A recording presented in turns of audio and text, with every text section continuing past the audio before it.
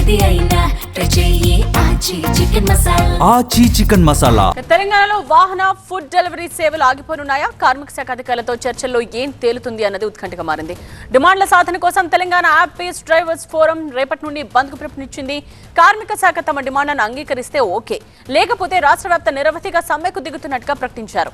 Gig వర్కర్ల సమ్మెతో వాహన సేవలు, యాప్ ఆధారిత డెలివరీ సేవలు నిలిచిపోనున్నాయి.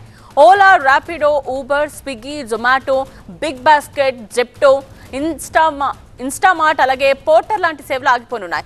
క్యాబ్ సర్వీసులతో పాటుగా ఫుడ్ డెలివరీలు కూడా పూర్తిగా ఆగిపోతాయని టీఏడీఎఫ్ నేతలు చెప్పారు. తమ సమస్యల్ని పరిష్కరించాలని ఎన్నోసార్లు ప్రభుత్వాన్ని కోరామని, ప్రభుత్వం నుండి సరైన స్పందన రాలేదు అన్నారు. అందుకని సమ్మెకు దిగుతున్నట్టుగా చెప్పారు.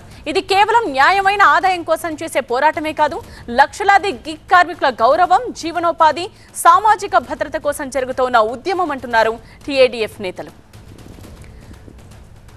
గిగ్ వర్కర్ల డిమాండ్లను ఒకసారి చూద్దాం. Telangana gig platform workers rules తేవాలని టీఏడీఎఫ్ డిమాండ్ చేస్తోంది. అలాగే గిగ్ వర్కర్ల కోసం సంక్షేమ బోర్డు ఏర్పాటు చేయాలని కూడా మొదటి నుండి వీళ్ళు కోరుతున్నారు. యాప్ ఆధారిత రవాణా సేవలకు కనీస ఛార్జెస్ ను నోటిఫై చేయాలని, కిలోమీటర్కు మినిమం బేస్ ప్రైస్ ఇవ్వాలని కూడా డిమాండ్ చేస్తూ ఉన్నారు. యాప్ ఆధారంగా సేవలు అందిస్తున్న డ్రైవర్స్, డెలివరీ బాయ్స్ తో పాటు అన్ని రకాల గిగ్ వర్కర్స్ కు స్థిరమైన ఆదాయం వచ్చేలా చూడాలి అని అంటున్నారు. ఇక టాక్సీ నంబర్ ప్లేట్ లేకుండా ఓన్ ప్లేట్ తో బైక్, కార్, టాక్సీ సర్వీసులను పూర్తిగా ఆపేయాలని కోరుతున్నారు. అలాగే గిగ్ వర్కర్ల కోసం సంక్షేమ బోర్డు ఏర్పాటు చేస్తామని, వాహన సేవల కోసం ప్రభుత్వం ఆధ్వర్యంలో యాప్ తీసుకొస్తామని సీఎం రేవంత్ హామీ ఇచ్చారని గుర్తు చేస్తున్నారు. 3 ఏళ్లు అవుతున్నా డ్రైవర్లు, గిగ్ వర్కర్ల సమస్యలు అలాగే తమకిచ్చిన హామీలు పట్టించుకోవడం లేదంటున్నారు. తప్పనిసరి పరిస్థితుల్లోనే సమ్మెకు వెళుతున్నామని చెప్తున్నారు. ఈ విషయానికి సంబంధించిన కంప్లీట్ డీటెయిల్స్ తో మా ప్రతినిధి శ్రవణ్ లైవ్ లో సిద్ధంగా ఉన్నారు. శ్రవణ్, గిగ్ వర్కర్స్ కనుక సమ్మెకు వెళితే నిజంగానే తీవ్ర ప్రభావం చూపించే అవకాశం లేకపోలేదు, ఎందుకంటే ఇప్పుడు మొత్తం ఆన్లైనే కాబట్టి. సో ప్రభుత్వం ఏం ఆలోచిస్తూ ఉంది, గిగ్ వర్కర్స్ ఇంకా ఏమంటున్నారు? హైదరాబాద్లో దాదాపుగా 90% డిపెండ్ అవుతారు గిగ్ వర్కర్స్ పైన.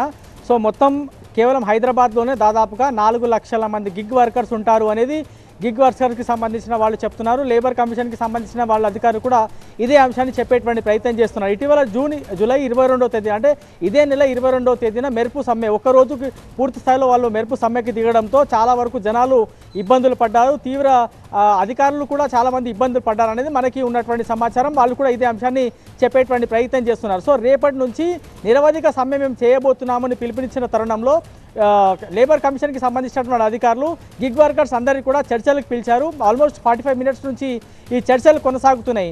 చర్చలు ఖచ్చితంగా పాజిటివ్ వైపే జరుగుతున్నాయి అనేది మనకు ఉన్నటువంటి సమాచారం. సో వాళ్ళకి సంబంధించినటువంటి డిమాండ్స్ అన్నీ కూడా అధికారులు వింటున్నారు. దాని తర్వాత లేబర్ శాఖకు సంబంధించినటువంటి మంత్రి వివేక్ వెంకటస్వామితో కూడా చర్చలు వీళ్ళు జరపబోతున్నారు అనేది మనకు ఉన్నటువంటి సమాచారం. సో ఒక 15-20 మినిట్స్లో వాళ్ళు చర్చలు ముగించుకొని బయటికి వచ్చేటువంటి అవకాశం కనిపిస్తోంది. ప్రధానంగా వాళ్ళు కిలోమీటర్కి మినిమం బేస్ ప్రైస్ ఇవ్వాలి అనేటువంటి అంశంతో పాటు వాళ్ళ గిగ్ వర్కర్స్ అందరికీ కూడా ఒక ప్రత్యేకమైనటువంటి ప్లాట్ఫామ్ని అందుబాటులోకి తీసుకురావాలి. వాళ్ళకి శాలరీస్ ఏ కంపెనీ కూడా ఇవ్వదు, వాళ్ళు కేవలం ఓ పార్ట్నర్గానే భావిస్తారు. కాబట్టి వాళ్ళకి ఒక అష్యూరెన్స్ ఉండే విధంగా ప్రభుత్వం చర్యలు తీసుకోవాలి అనేది ప్రధానంగా గిగ్ వర్కర్లు డిమాండ్ చేస్తున్నారు.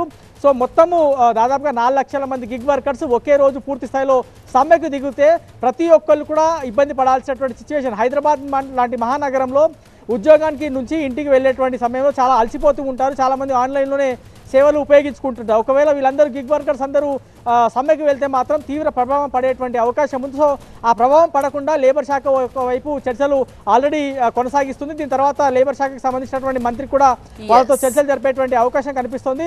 పాజిటివ్గానే చర్చలు జరుగుతున్నట్టు మనకి ఇప్పటివరకు అందినటువంటి సమాచారం. సో మొత్తం ఓలా, ఊబర్, ర్యాపిడోతో పాటు ఫుడ్కి సంబంధించినటువంటి స్విగ్గీ, జొమాటో, ఇన్స్టామార్ట్, బ్లింకిట్, ఇలా ప్రతి గిగ్ వర్కర్కి సంబంధించినటువంటి ప్లాట్ఫామ్ వాళ్ళందరూ కూడా ఒక తాటిపైకి వచ్చారు. Telangana app based driver forum ఆధ్వర్యంలో మీరందరూ కూడా ఒక రికగ్నైజ్డ్గా ముందుకు వెళ్తున్నారు. సో చర్చలు అయితే కొనసాగుతున్నాయి. మరి కాసేపట్లో చర్చలు ముగిసిన తర్వాత ఏ విధమైనటువంటి రిజల్ట్ కానీ ఏ విధమైనటువంటి అవుట్కమ్ బయటకు వస్తుంది అనేది చూడాల్సింది. ప్రస్తుతం అయితే గిగ్ వర్కర్స్ అందరూ కూడా లేబర్ కమిషన్ ఆఫీస్లోనే చర్చలు కొనసాగిస్తున్నారు అధికారులతో. రైట్ శ్రవణ్.